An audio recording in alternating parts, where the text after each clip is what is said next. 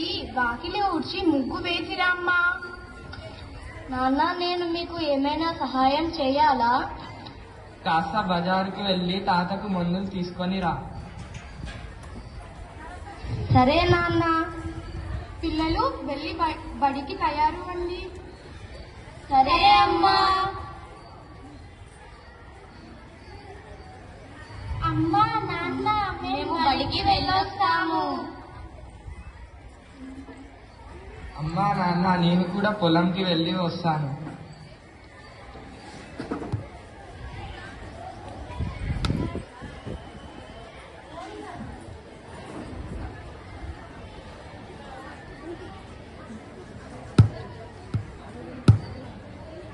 అది 1990వ సంవత్సరం. కుటుంబాలలో అందరూ కలిసి భోజనం చెయ్యడం, కుటుంబ సభ్యులంతా కూర్చొని టీవీ చూడడం ఈ సన్నివేశంలో చూద్దాం.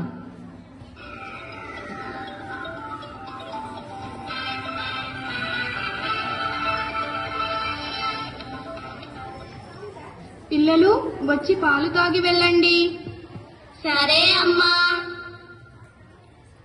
బడికి టైం అవుతుంది కదా, బ్యాగు సర్దుకొని బయలుదేరండి.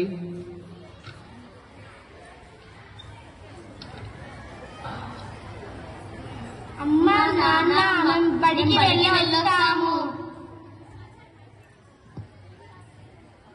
నాన్న, నేను కూడా ఆఫీస్కు వెళ్ళొస్తాను. సరే నాన్న, జాగ్రత్త. పిల్లలు సాయంత్రం బడి నుండి వచ్చిన తర్వాత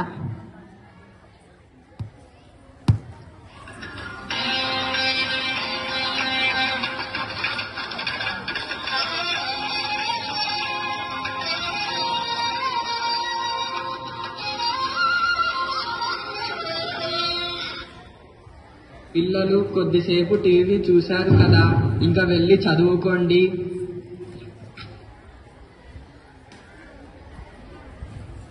ఒక గంట తర్వాత పిల్లలు ఇలా వచ్చి కంచం మంచినీళ్లు పెట్టండి. అందరం కలిసి భోజనం చేద్దాం. వస్తున్నామమ్మా.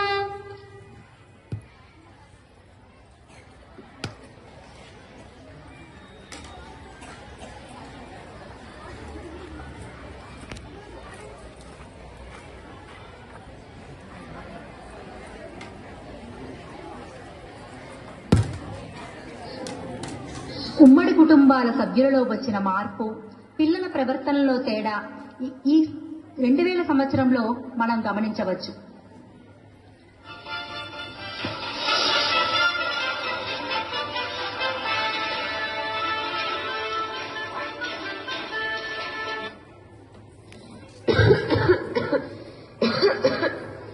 అమ్మా సుమ, కాస్త మంచినీళ్లు తెచ్చివు తల్లి.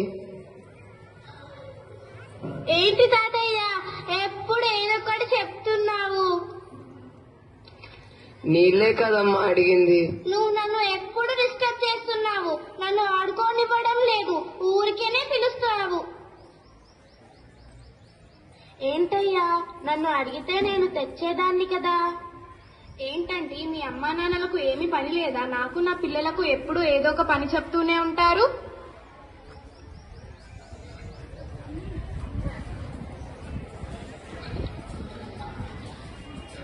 మీ అమ్మా నాన్న ఎలానో మా అమ్మా నాన్న కూడా అలానే.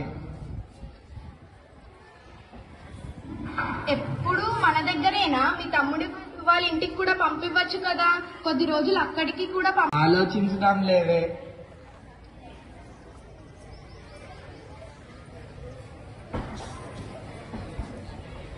ఎంత ప్రేమగా పెంచాము, అయినా మన గురించి ఇలా ఆలోచిస్తున్నారు. ఏంటోనయ్యా పాడు రోజులు.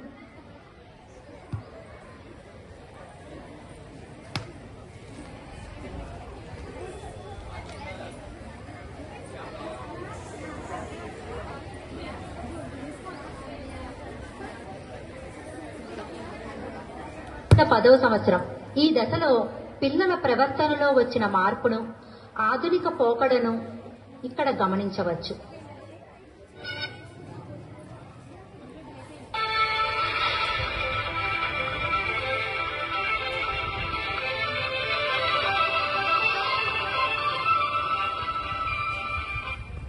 అరే సాత్విక్, నీకు సరుకుల లిస్ట్ ఇచ్చాను కదా, వెళ్ళి సరుకులు తీసుకురా. అబ్బా, అక్కను పంపించు, లేకపోతే నాన్న తెస్తాడు. ప్రియా, నువ్వన్నా వెళ్ళమ్మా. పో అమ్మా, నేను వీడియో గేమ్స్ ఆడుకుంటున్నాను. ఎప్పుడు చూసినా కంప్యూటర్ లేకపోతే కొత్తగా కొన్న ఆ చిన్న ఫోన్. వెళ్ళి చదువుకోండి.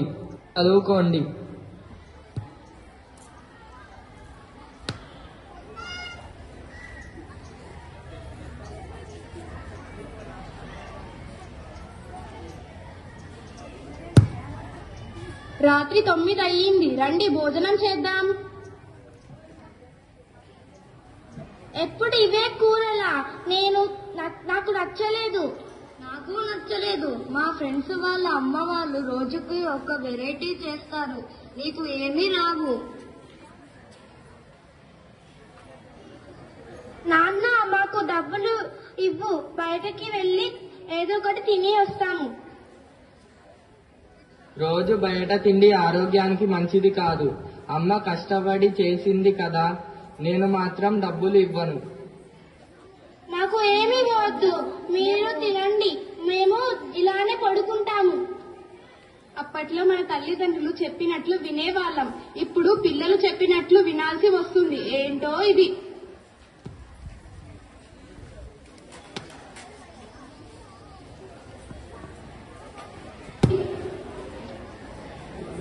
ఇది 2020వ సంవత్సరం. తల్లిదండ్రుల పట్ల పూర్తిగా మారిన పిల్లల వైఖరి ఈ సన్నివేశంలో మనం చూద్దాం.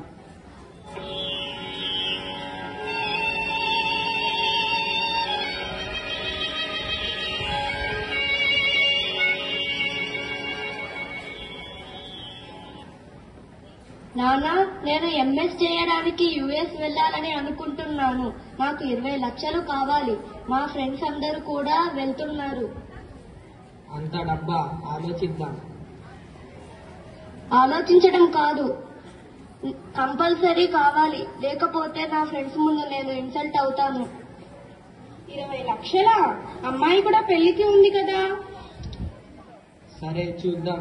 పొలం అమ్మి వాడిని యుఎస్ పంపుదాం, ఆమెకు పెళ్లి చేద్దాం. కొద్ది రోజుల తర్వాత అన్ని బాధ్యతలు తీర్చుకున్న తల్లిదండ్రుల వద్దకు వచ్చిన పిల్లలు. నాన్న, మీ కోడలకు ఇండియాలో ఉండటం ఇష్టం లేదు. మేము యుఎస్ లోనే సెటిల్ అవుతాం. మా పిల్లల ఫ్యూచర్ కూడా బాగుంటుంది.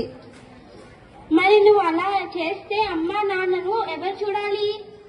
నీకు కూడా ఆస్తిలో భాగం ఉంది కదా, నువ్వు చూడు. అలా ఎలా? నా పనులు, నా ఉద్యోగం, నా కుటుంబం నాకు ఉన్నాయిగా. మీరు చూసుకోండి, నేను వెళ్తున్నా. చూసారా నాన్న ఎలా తప్పించుకుందో? సరే, ఏమి చేస్తాము, నాకు తప్పదు కదా. ఈ ఇల్లును అమ్మి మిమ్మల్ని వృద్ధాశ్రమంలో పెడతాము. యుఎస్ వెళ్ళడానికి అన్ని ఏర్పాట్లు చేసుకున్నాము. మీరు రేపు రెడీగా ఉండండి వృద్ధాశ్రమానికి వెళ్ళడానికి. ఆడిందే ఆటగా పాడిందే పాటగా పెంచితే పిల్లలు ఇలా మారిపోయారేంటి? ఇదంతా కాలమహిమ. ఇప్పటి పిల్లలు తమ గురించి తప్ప ఇంకా ఏ ఆలోచనలు చేయడం లేదు. కాలానుగుణంగా మారుతున్న కుటుంబ వ్యవస్థ యొక్క ప్రభావం పిల్లల మీదే ఎక్కువ ప్రాబల్యాన్ని చూపుతుంది. కనుక తల్లిదండ్రులు ఇక నుంచైనా వారి పెద్దవారి పట్ల